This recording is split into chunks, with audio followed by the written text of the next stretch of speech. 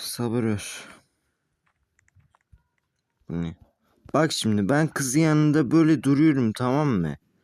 Ben kızın yanında böyle duruyorum. Konuşma yok, ses de yok. Beni de duymuyor. Yok, ses yok. Anladın mı? Bak. Bak şimdi ben kızın yanında böyle duruyorum, tamam, bak. Dur. Ben böyle kızın yanında duruyorum. Ses yok, böyle duruyorum, tamam, bak böyle kıza bakıyorum, tamam, böyle kıza bakıyorum. Kız kaçıyor. Kıza bakıyorum, hiç ses yok.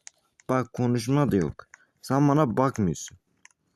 Boş yere bakıyorsun. Yalı çapkına bakıyorsun. Sen bana bakmıyorsun. Kız da geliyor bana bakıyor. Sen bana bakmıyorsun.